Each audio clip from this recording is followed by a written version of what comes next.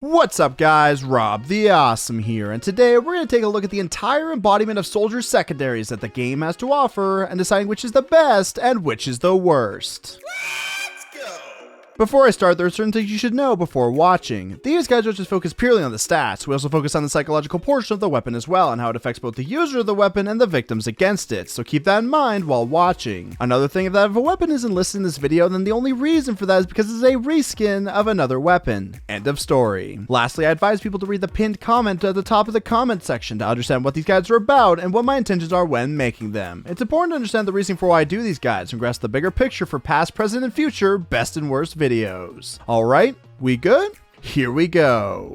Like always, let's start with the stock shotgun. This multi-class pump-action shotgun holds up to 6 bullets in its chamber and fires 10 pellets per shot. Each pellet does between 3 to 9 damage, depending on the distance, and can destructively do upwards of 90 damage per shot in close proximity. You carry an additional 32 bullets with you for a total of 38 potential shots, giving you lots of room for damage and lots of potential for finishing off your opponents. Shotguns are a great way for soldiers to do finishing damage when the rocket launcher just can't cut it. However, despite being a finisher weapon and a backup against really good air blast pyros, the rocket launcher already does an amazing job at damage and countering obstacles already. There are 3 categories that soldier secondaries can fall into: shotgun, banner, or utility, all of which can boost soldier to new heights and give him more impact on the battlefield. It's hard to distinguish which category is better. It's a mishmash of weapons bound together for one purpose: to make soldier incredibly strong. In order to decide the best and worst, we'll be looking at how much utility each item brings and which ones will help the soldier out on his conquest the most. There are 10 secondaries to go through and I can't wait to rank them all. But for now, we're going to put this weapon right in the middle and go from there.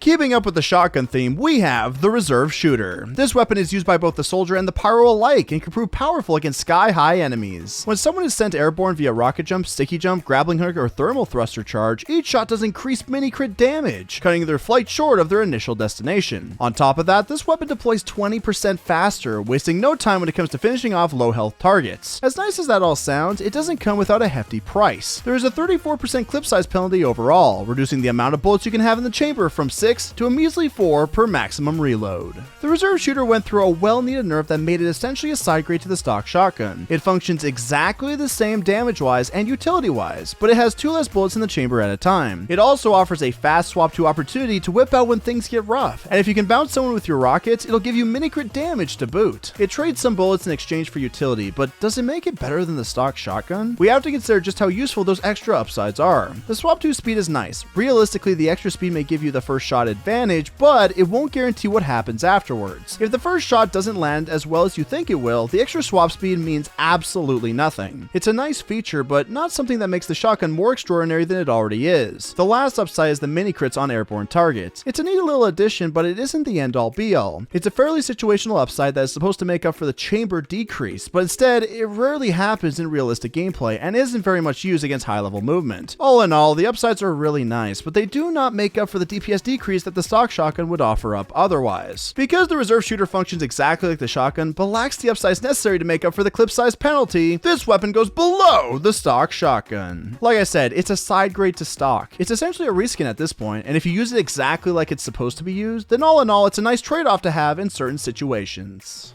All of the shotguns so far are looking very strong, so what could possibly go wrong with the panic attack? This over-the-top looking shotgun can be held by the 4 classes that could also handle the stock shotgun, but in action it becomes a handful and a half to actually use with any of them. For starters, there are 50% more pellets in a single shot, turning your 10 pellets into a total of 15, upping the damage potential immensely. As a bonus, the weapon also deploys 50% faster than ever before, giving the enemy no time to think twice before being shot into oblivion. The panic attack also fires in a fixed pattern, making it easier to know where you need to shoot in order to hit a majority of your pellets. What's so complicated about that? Sounds like a downright good time to me. But here's where the downsides kick in. The weapon itself has a 20% damage penalty, mitigating the increased damage potential and flushing it down the drain. Yeesh. Hopefully it doesn't get worse than that. Well, it does. Every successive shot you take widens the shot pattern more and more, making the weapon less accurate with every shot and lowering its damage potential even more so than the damage penalty already did. Oh boy, we're back to this thing again. First it was the heavy secondaries video, then the pyro secondaries video, and then soon after it was the engineering primary video. We've come full circle. This god-awful weapon has reared its ugly head yet again to be bashed one last time. But I'll hold my bias back. For now, let's look at the stats one by one and fairly judge them for what they are, especially since it got recently changed in the Blue Moon update. For starters, there are 50% more pellets per shot. That gives the shotgun 5 more pellets to potentially hit and do massive damage with. This in of itself is a damage increase that projects the weapon as somewhat powerful counterpart to the stock shotgun. So far, so good. This is a good thing for the panic attack. The next upside is that the weapon deploys 50% faster. Knowing from the reserve shooter section, extra weapon deploy speed is only important for the first shot. If the first shot doesn't land correctly, the advantage is lost entirely, giving it a make or break mechanic that is only as good as the person wielding it. It's only a neutral stat and should be considered as a minor upside at best. The next stat is that it fires in a fixed shot pattern. This is where the weapon goes downhill. A fixed shot pattern is nice until you realize it has more pellets. The more pellets it has, the wider the box. What does this mean exactly? It means that the bullets aren't in a 3x3 pattern like the stock shotgun. It is instead in a 3x5 pattern that extends horizontally. This is terrible because the majority of your pellets are going to miss unless you are at extremely close range, which is far too unrealistic in proper gameplay. Naturally, you're going to hit the 3x3 box at medium range. That's perfect for the stock shotgun, but for the panic attack, that means you will realistically lose out on 6 pellets, meaning that the extra pellet upside is completely nullified. The extra pellets upside is completely gone thanks to the fixed shot pattern, which in of itself is a downside. The rest of the stats are pretty straightforward. A 20% damage penalty in general, and successive shots expand the pattern more and more, giving you less DPS overall. Does that mean that the only realistic upside is that the weapon deploys faster? Is the viability of the panic attack completely reliant on the first shot being extremely close against high level movement? The chances of that are non-existent. This weapon is theoretically, psychologically, and just all around a straight downgrade to the stock shotgun. It's so bad that you lose out on 60 damage per shot at medium range. You might as well just equip the reserve shooter if you want the faster deploy speed. You'll keep the damage and get more benefits too. For the fourth and final time, heed my words. The panic attack is a subpar weapon, and even after the recent changes, it is still incredibly bad. Use it if you must, but you've been warned. And because of these reasons, this weapon goes below the reserve shooter. It's really, really bad. Just don't bother using it, but it can have its moments at times. It's at least decent at finishing off opponents at severely low health, so it has that going for it. Who knows, perhaps there are worse soldier secondaries that'll make this weapon alright by comparison.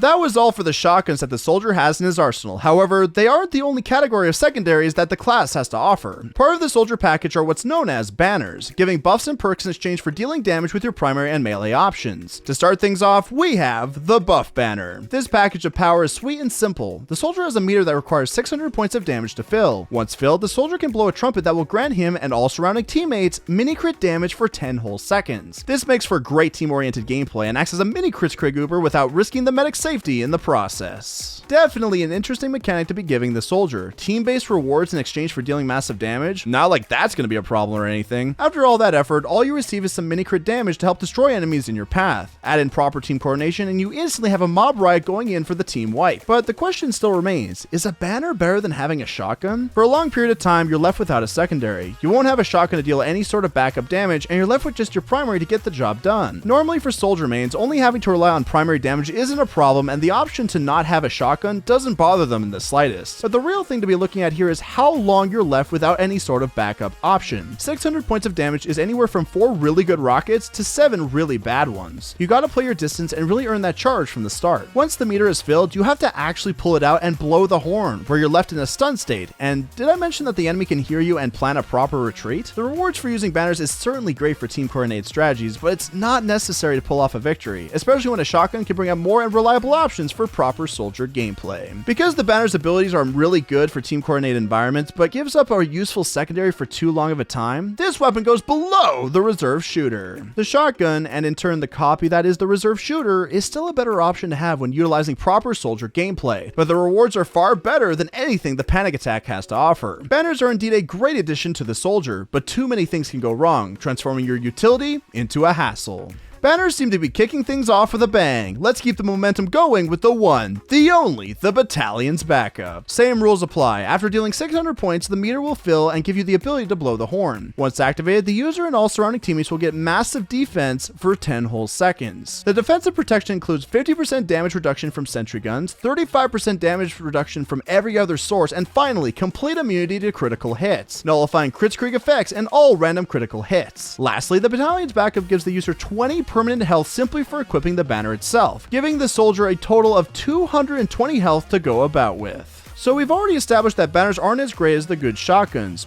Poor panic attack. So all we need to establish is whether or not the Battalion's Backup is better than the buff banner. In order to judge the two, we need to establish which of the benefits are better. Let's start with the buff banner's mini crit damage. Mini crits increase the weapon's damage by 1.35 times, a small increase that can up the chances of getting that kill. But that's it. It's a nice thing to have, but mini crits aren't really the end all be all mechanic that really do anything significant. In turn, it can even give false confidence as you head in, expecting to wreck the competition just to fall into sniper sightlines and instantly get destroyed. Now let's look at the Battalion's Backup. Right out the gate, you start out with 20 extra HP, an advantage that can help with rocket jump damage, extra overheal, extra health pack juice, and more. Even after you blow the horn, you are immune to crits and have massive defense for your team. This is definitely the team-oriented banner that your team can utilize for massive pushes. The damage that the classes can do already is good enough to get the job done. Add in a ton of defense and nothing can get in their way. And did I mention the extra HP? I'm sorry to say, but the Battalion's Backup gives the user more benefits and more chances for your team to get the job done. Even if the enemy can hear you coming with the horn sound and properly set up the defensive maneuvers, the defense is just too strong to penetrate and will give your team the edge in the fight. And because of these reasons, this weapon goes above the buff banner. Mini crits just aren't that great of an upside compared to the insane defense. Maybe if mini crits did more damage, then it could shine in comparison to the many upsides the Battalions has to offer. Valve,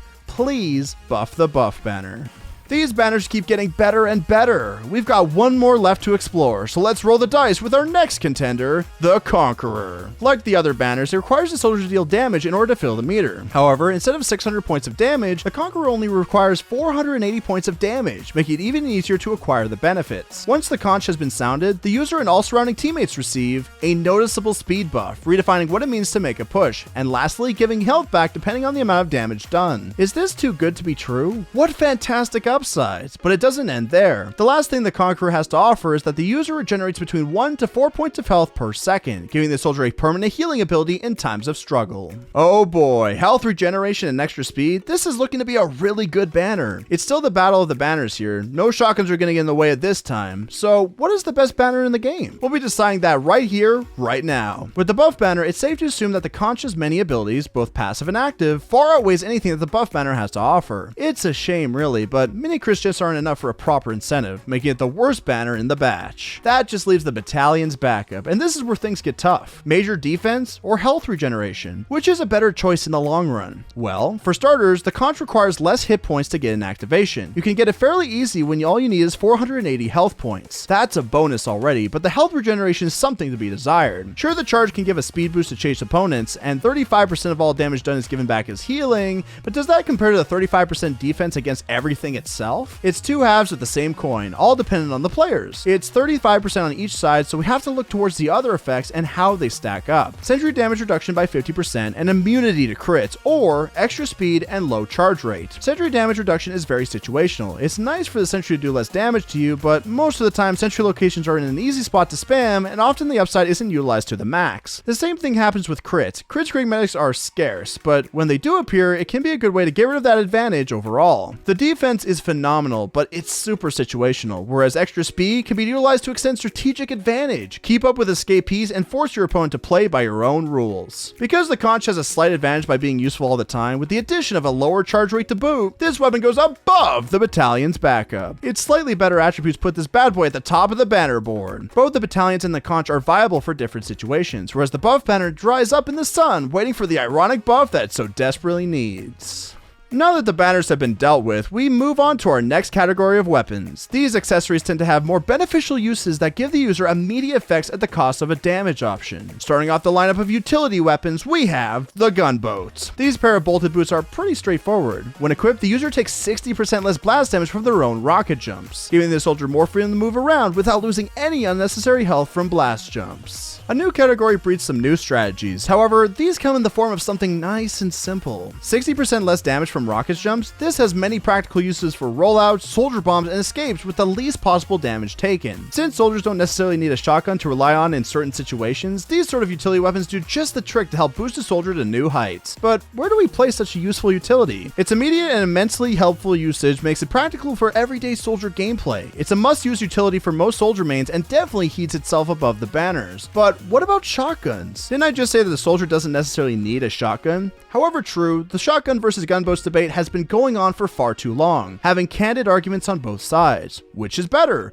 A secure damage option for when ammo and opportunities get scarce, or gunboats that affect rocket jumping? Let's think more on the psychological side of things. How often would the shotguns be used in comparison to the gunboats? Which is more effective in normal gameplay? While both indicate a high tier usage, gunboats only affect small things like rollouts and bombs, which soldiers don't always do. But the same can be said for the shotguns, with little usage unless in dire situations. But here's where we go one step further. Which weapon is absolutely needed the most? When you think hard and well about what's most needed on the soldier, the name of the game changes, and the answer becomes plain and simple. The gunboats aren't really needed as much as people think. Rocket jumping can be optimized to the max based on how well the user perfects his jumps. The better the understanding, the less damage he can take overall, making gunboats feel obsolete. Although the gunboats are indeed top tier, the shotgun fills a niche for higher level soldiers that gunboats can't. Gunboats lessen the impact on unoptimized jumps, but the better you are, the less you need them. And because of these reasons, this weapon goes below the reserve shooter. Remember, the reserve shooter is an exact copy of the stock shotgun with minor changes.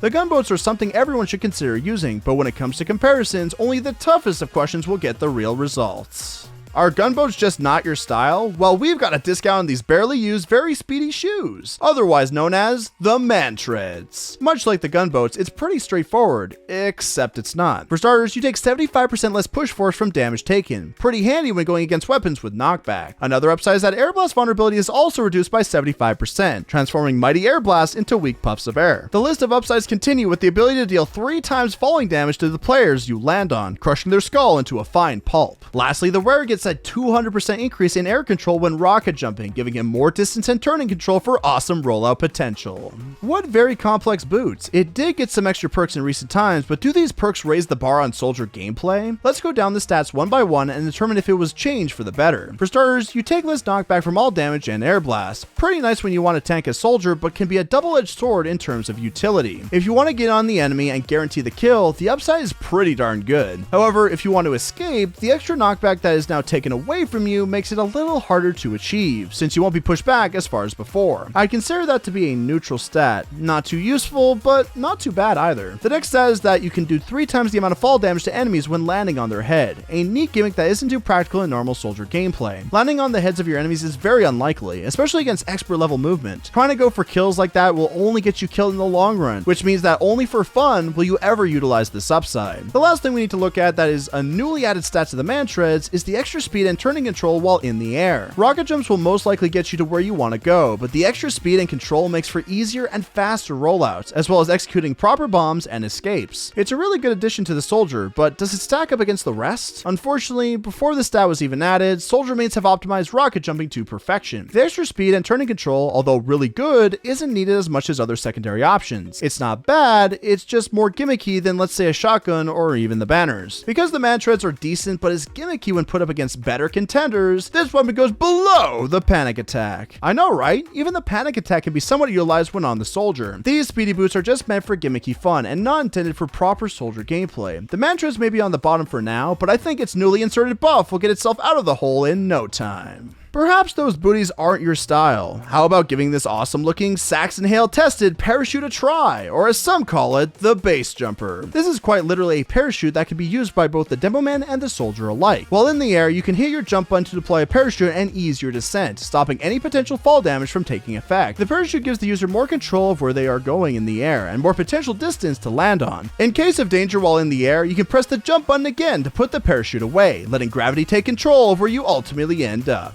These utility weapons certainly haven't outshined something as powerful as the gunboat. It's a shame that a majority of them are gimmicky and overall lame. Let me explain. When the base jumper came out, the soldier was able to spam the parachute to abuse hitboxes, making it banned in a ton of competitive leagues. Snipers had a hard time adjusting shots, soldiers were more unpredictable with where they were going, and more. It was actually a somewhat useful utility, but after major backlash, it was nerfed to the ground, making it so you could only pull it out once per rocket jump. Soldiers don't necessarily need a hover mechanic. They already have the best mobility in the game, which means that anything to stall that or to keep him in a stun lock state only hinders his performance, making it a hassle to use in the first place. You might as well not have a secondary with this in hand. However, as much as I discredit it, the base jumper does have its uses, hovering over choke points, saving you from fall damage, extra distance without a pogo jump, and more. It has some form of viability, but not as much as some of the other secondary weapons. Because the base jumper is purely gimmicky with no need to be utilized in the first place, this weapon goes below the man treads. It's a shame what they did to nerf this weapon, but it had to be done. It still has its uses, but for proper soldier gameplay, just stick to the gunboats if you don't want to run a secondary damage weapon.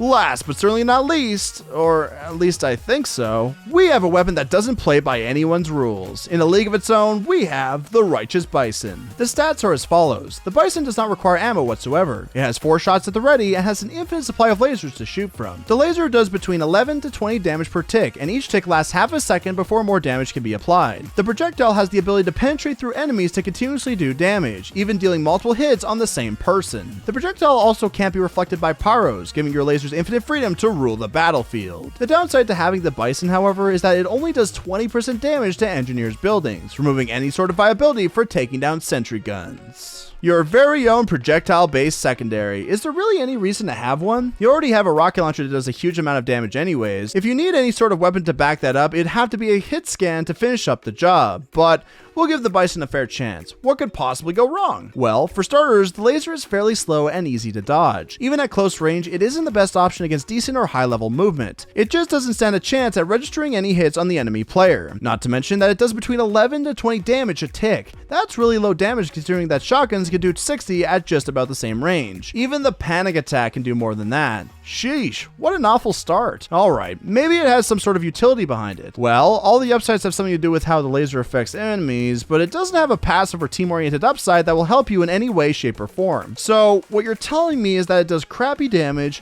all the upsides are lame, and the downside of less sentry damage is the star of the show? Even if the downside doesn't matter, so do the upsides. The weapon is just a mess. There's no point even pulling it out. I hate to say this, but gourdboard weapons seem to be way worse than the panic attack ever will be. And coming from me, that's saying a lot. Because the weapon lacks direction or damage and completely wastes a secondary slot, this weapon goes below the base jumper. Even the base jumper has some sort of utility. There's no saving grace with the Bison. I really wish that the Bison can one day become the ultimate weapon we want, but until that day arrives, it's best that you consider other secondary options for the soldier. And those are the best and worst soldier secondary weapons. Let me know what you guys think in the comments below. If you want to see more of these types of informational videos, leave a like and subscribe to let me know. Every sub counts, it only takes one click to help out the channel. Also, if we manage to hit 50,000 subscribers, I'll be doing a super duper unusual giveaway. So if you got the message, be sure to put in all caps more best and worst to let me know. Remember to be awesome, stay awesome, and to have an awesome day. I'm Rob the Awesome,